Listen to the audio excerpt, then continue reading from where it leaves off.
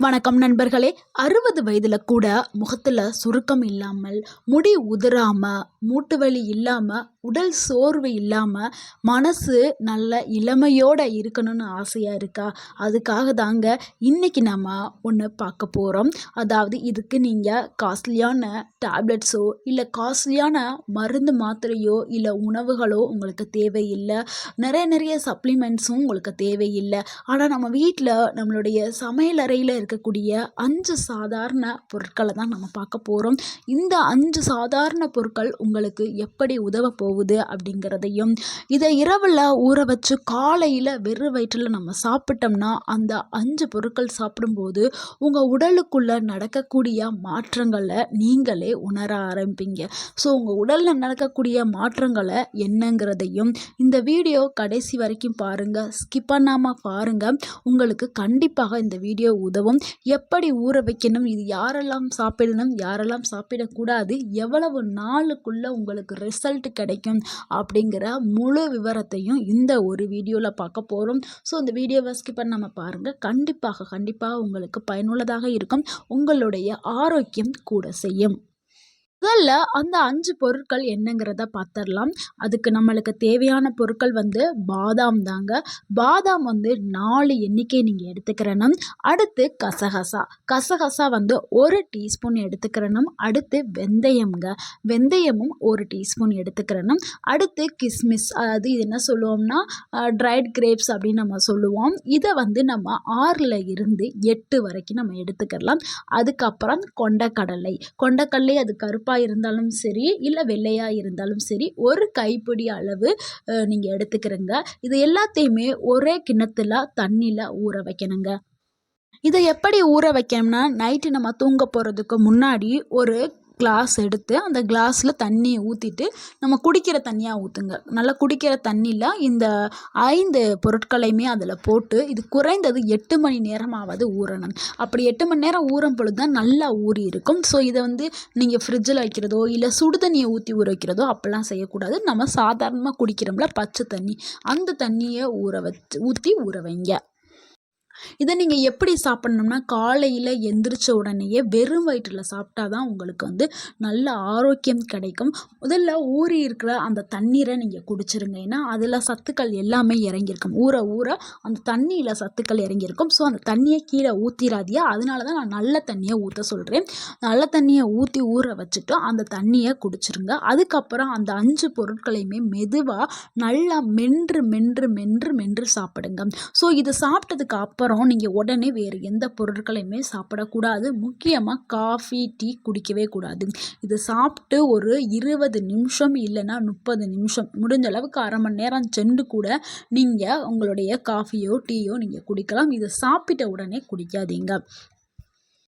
அடுத்து நம்ம ஒவ்வொரு பொருளுடைய ரகசிய நன்மைகளை பார்க்கலாம். அதில் முதலாவது பாதாமை பார்க்கலாம். பாதாம் மூளையை ஆக்டிவேட் பண்ணுறதுக்கும், நம்மளுடைய மூளையை சுறுசுறுப்பாக வச்சுக்கிறதுக்கும், நம்மளை இளமையாக வச்சுக்கிறதுக்கும் பாதாம் உதவி பண்ணுது. அந்த பாதாமில் என்ன ஊட்டச்சத்துக்கள் இருக்குதுன்னா விட்டமின் இ இருக்குது. ஸோ விட்டமின் இ இருக்கிறதுனால நம்மளுடைய ஸ்கின்னை நல்லா க்ளோயிங்காக வச்சுக்கிறதுக்கு உதவி பண்ணுது. அதே மாதிரி பாதாமில் ஒமேகா 3 இருக்குது. அதாவது ஒமேகா 3 ஃபேட்டி ஆசிட்னு சொல்லுவோம்ல, அந்த ஃபேட்டி ஆசிட் இதில் இருக்குது.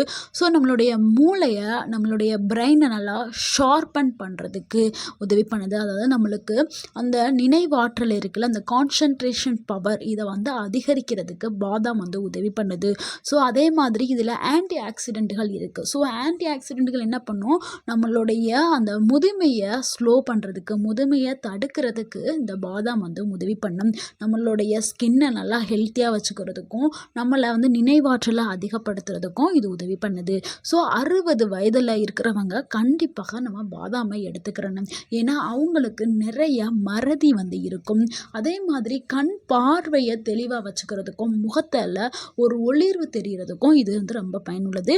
இது 4க்கு மேலே சாப்பிட வேண்டாம். 4ங்கிறதே போதுமானது. அடுத்து 2வது பொருள் வந்து கசகசாங்க. எல்லாரும் நினைப்பீங்க கசகசாவை எப்படி சாப்பிட்றது? பாதாம் நம்ம நார்மலா சாப்பிட்றது சாப்பிட்ருவோம்.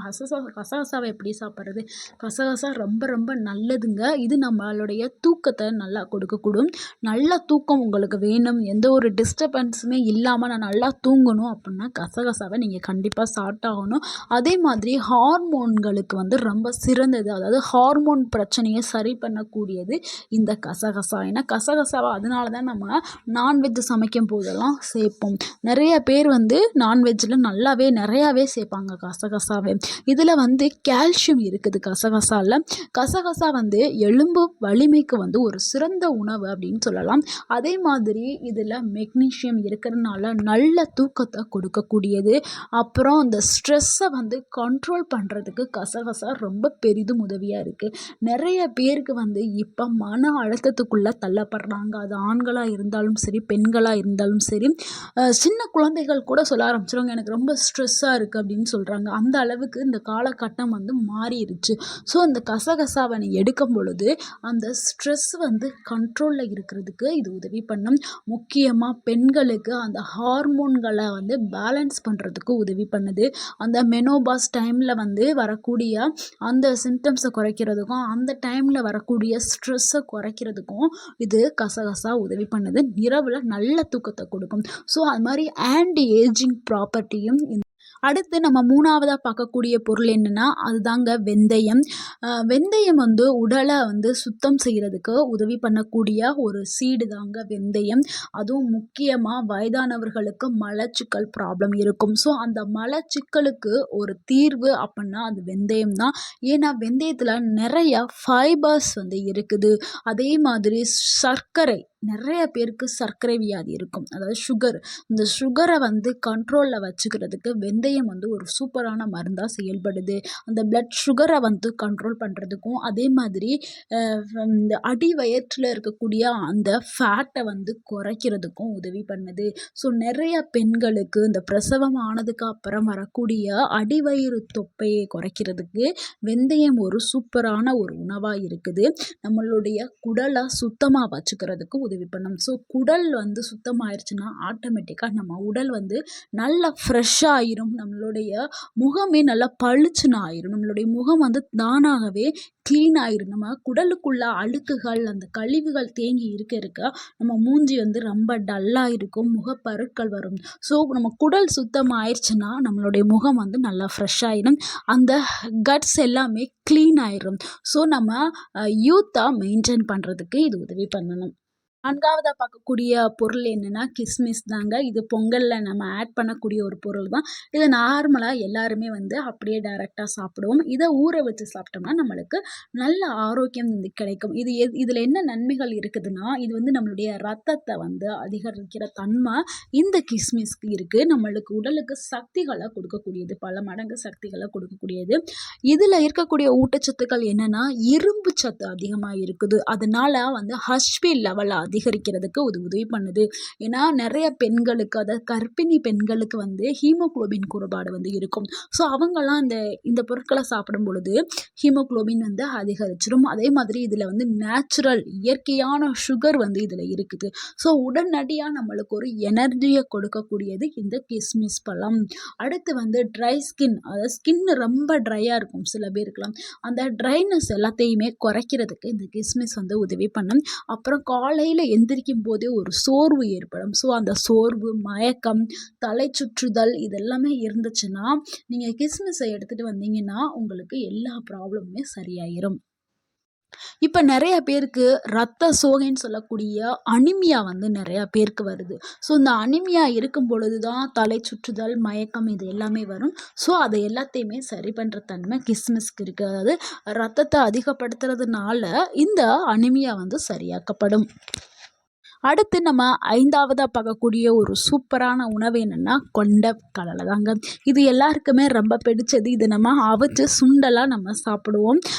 இந்த கொண்டக்கடலை என்ன பண்ணுதுன்னா நம்மளுக்கு நல்ல தசைகளை கொடுக்கறதுக்கும் வீரியத்தை கொடுக்கறதுக்கும் உதவி பண்ணுது. ஏன்னா இதில் ப்ரோட்டீன்ஸ் வந்து அதிகமாக இருக்குது. இது எல்லாருக்கும் தெரிந்த ஒன்று தான்.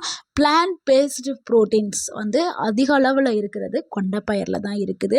அதே மாதிரி இதில் சிங்க் இருக்குது. ஸோ வந்து ஹார்மோனை சப்போர்ட் பண்ணுறதுக்கு இது உதவி பண்ணுது. நம்மளுடைய மசில்ஸ் எல்லாத்தையும் ஸ்ட்ரென்தன் பண்ணுறதுக்கு இந்த கொண்டைக்கடலை வந்து உதவி பண்ணுது. ஸோ ஆண்களுக்கு உடல் வலிமை வேணும்னா நீங்கள் கொண்டைப்பயிரை காலையில் வெறும் வயிற்றில் சாப்பிட்றது ரொம்ப ரொம்ப நல்லது. இந்த அனைத்து பொருட்களையுமே சாப்பிடும் பொழுது உங்களுக்கு ஒரு நல்ல ஒரு ஸ்ட்ரென்த்தான பாடி வந்து கிடைக்க ஆரம்பிக்கும். முக்கியமாக ஸ்டாமினா இம்ப்ரூவ்மெண்ட்டை கொடுக்கறதுக்கு உதவி பண்ணும். பெண்களுக்கு போன் ஹெல்த்தை ஸ்ட்ரென்தன் பண்ணுறதுக்கு உதவி பண்ணும். அதே மாதிரி வெயிட்டை பேலன்ஸாக வச்சுக்கிறதுக்கு உதவி பண்ணும். இப்போ உங்களுக்கு தெரிஞ்சிருக்கும் இந்த 5 பொருட்களும் எவ்வளவு முக்கியமான பொருட்கள் அப்படின்னு தெரிஞ்சிருக்கும். ஸோ இந்த 5 பொருட்களையும் நீங்கள் சேர்த்து சாப்பிடும் பொழுது உங்களுக்கு மொத்த பலனுமே கிடைக்க ஆரம்பிக்கும். அதாவது ஏஜிங், அந்த வயதான தோற்றம் வந்து கண்டிப்பாக ஸ்லோவாக ஆரம்பிச்சிடும். அதே மாதிரி முட்டுக்கால்களில் வரக்கூடிய அந்த வலி, அதாவது ஜாயிண்ட் பெயின் குறைய ஆரம்பிக்கும். உங்களுடைய முடி உதிர்தலுக்கு ஒரு பிரச்சனை, அந்த முடி உதிர்தல் பிரச்சனைக்கு ஒரு தீர்வு கிடைக்க ஆரம்பிக்கும். உங்களுடைய ஃபேஸ் நல்லா இயற்கையாகவே க்ளோயிங்காக ஆக ஆரம்பிக்கும். இம்யூனிட்டி பவர் வந்து உங்களுக்கு அதிகரிக்கும். அந்த இம்யூனிட்டி வந்து நல்லா ஸ்ட்ராங்காக ஆரம்பிச்சிடும். சுகர், ரத்த அழுத்தம் இது எல்லாமே பேலன்ஸ் ஆக்கப்படும். 30 நாள்லேயே உங்களுக்கு நல்ல மாற்றத்தை நீங்கள் உணர ஆரம்பிப்பீங்க. 90 நாளில் பெரிய ஒரு டிஃப்ரெண்ட்டே உங்கள் உடலில் வந்து தெரிய ஆரம்பிக்கும். யார் இந்த உணவை வந்து தவிர்க்க வேண்டும், சாப்பிடக்கூடாது அப்படிங்கிறத பார்த்துடலாம். கிட்னி ஸ்டோன் ப்ராப்ளம் இருக்கிறவங்க, சிவியரான தைராய்டு ப்ராப்ளம் இருக்கிறவங்க, ப்ரெக்னென்ட் விமன்ஸ் வந்து உங்களுடைய டாக்டர்கிட்ட நீங்கள் கேட்டுட்டு இந்த பொருட்களை நான் சாப்பிட்லாமா சாப்பிடக்கூடாதா அப்படின்னு நீங்கள் உங்களுடைய டாக்டர்கிட்ட ஒரு அட்வைஸ் வாங்கிட்டு சாப்பிட்றது ரொம்ப நல்லது. இந்த கிட்னி ப்ராப்ளம் இருக்கிறவங்க, தைராய்டு ப்ராப்ளம் இருக்கிறவங்க உங்களுடைய டாக்டர்கிட்ட நீங்கள் கேட்டுக்கிறங்க. கேட்டுட்டு அவங்க உங்களுடைய பாடியை செக் பண்ணிவிட்டு அதுக்கு ஏற்ற மாதிரி சொல்லுவாங்க சாப்பிட்லாமா சாப்பிடக்கூடாதான்னு.